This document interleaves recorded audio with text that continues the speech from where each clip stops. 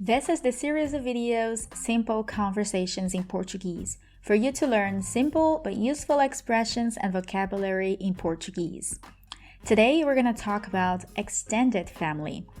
This is part 2 from a video that I already recorded before. But before we start, let me just give you some exciting news. I just created my Facebook community for us to practice Portuguese together and to get to know each other. So I will put the link in the description below for you to check it out, and also my Instagram account if you want to follow me.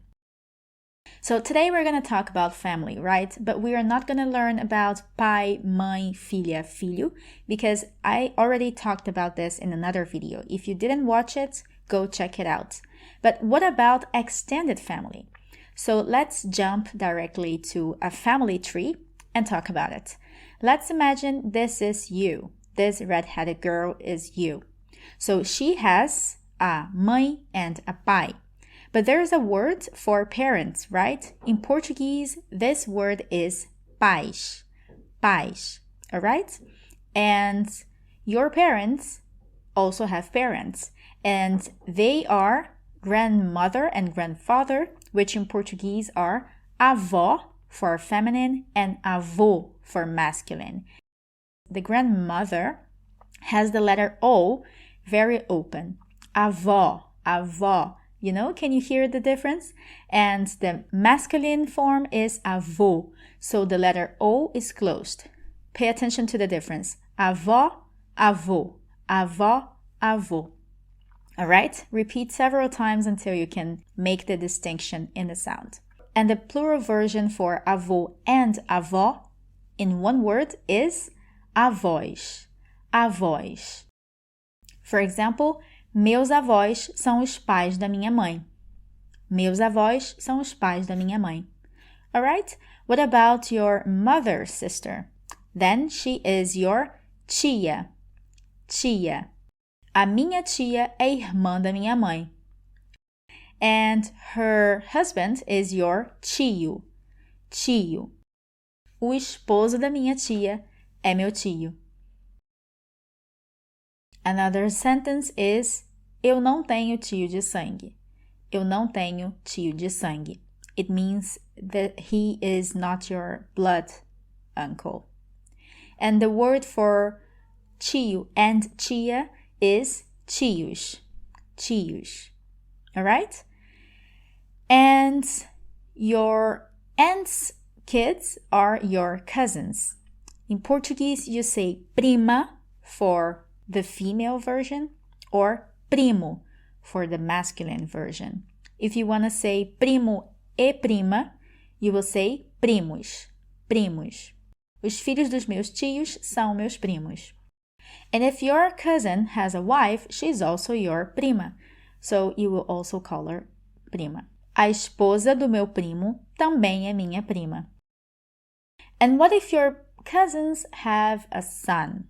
Then he will be your primo de segundo grau. Primo de segundo grau.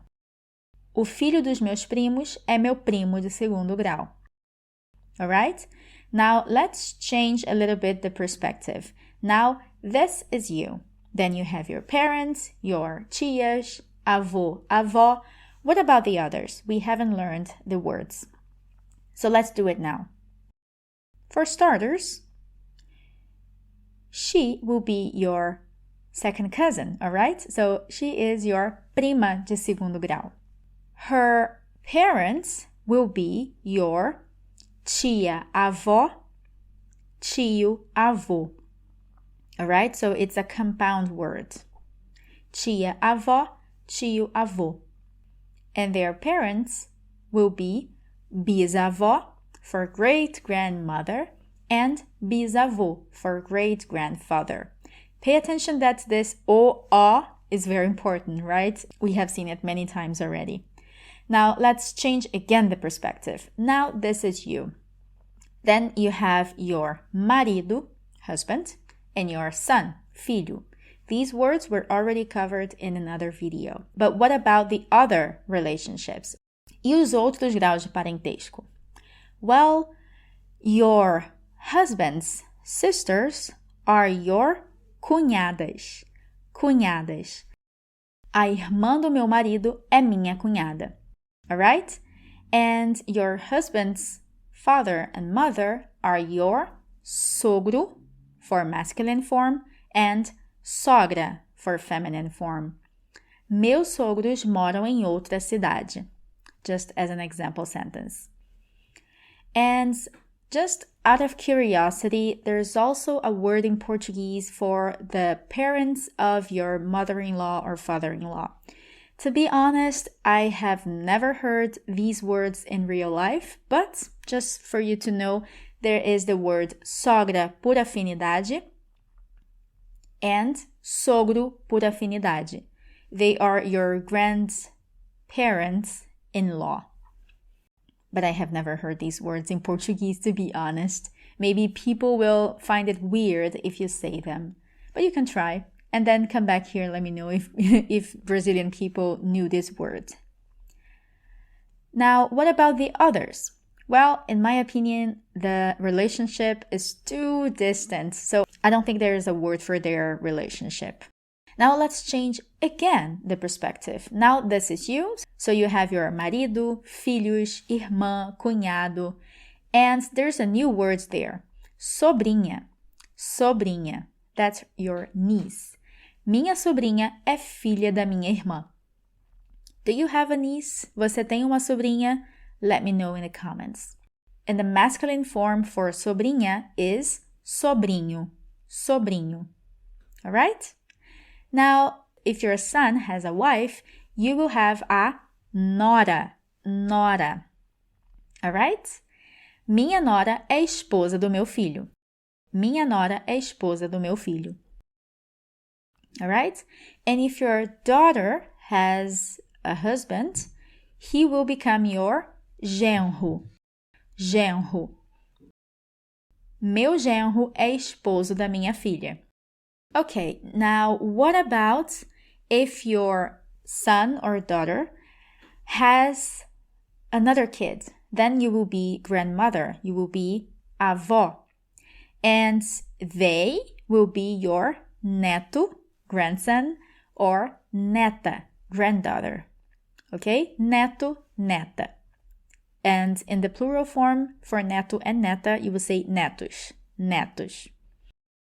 Now, let's imagine that this couple broke up. They are no longer together. Then her husband will become ex-husband, right?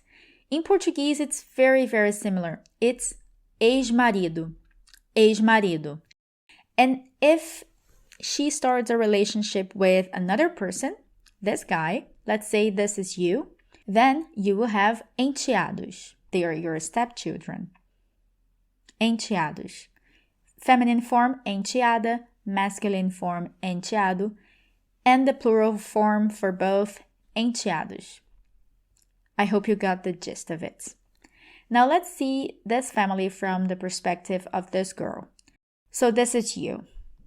And based on the words we already learned, then you have irmã, irmão, cunhada, cunhado, sobrinha, sobrinho, tio, tia, prima, avós, but the new words are padrasto. Padrasto. So the newcomer to the family is not her father, but her padrasto. And if her father has a new wife, then she will be her madrasta. Madrasta. Alright? I know family relationship can be very complicated, but I think with some practice you will get it. It's complicated in any language, isn't it? So now let's jump into the conversations. Conversation number 1. Oi, tudo bem? Oi, tudo bem. E com você? Alguma novidade? Sim, meus tios e primos estão vindo me visitar essa semana. Que legal! Quantas pessoas são ao todo? Ao todo, são 5 pessoas. Meu tio José, minha tia Ana e meus primos André, Tati e Cacá. Que bom! Aproveitem esse tempo juntos. Now, just as a side note, I highlighted here an interesting expression, ao todo, which means in total. Conversation number 2. Você tem a família grande?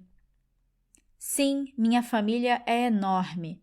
Agora na Páscoa, meus tios, primos, irmãos e sobrinhos estão vindo lá para casa e faremos um banquete para celebrar.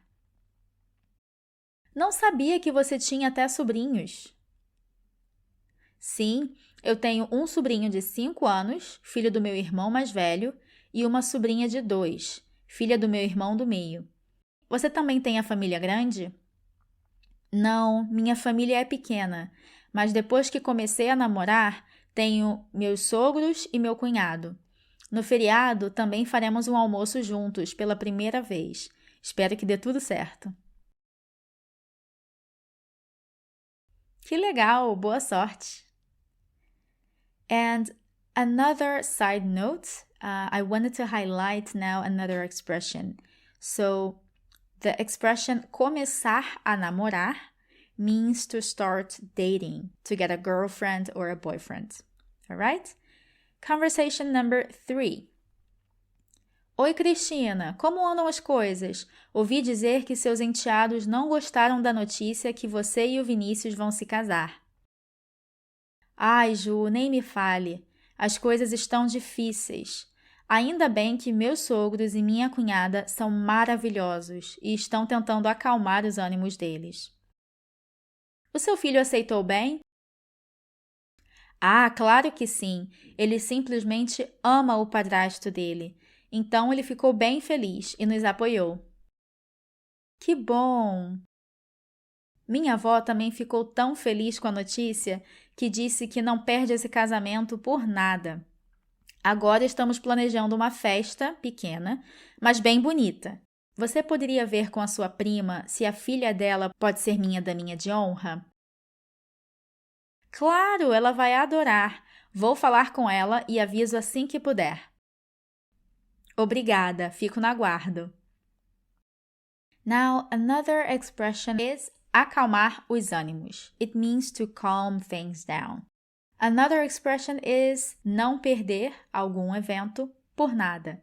It means not to miss, in this case, this wedding for anything. You can use this for any event. And the last one is daminha de honra. It is the translation for ring bearer. Alright, so thanks for watching. If you liked this video, you already know what to do. Please like this video, share it with people who are also learning Portuguese, and don't forget to subscribe to this channel. As I said in the beginning, please check my Facebook community and my Instagram so we get to know each other better. And see you next time. Bye!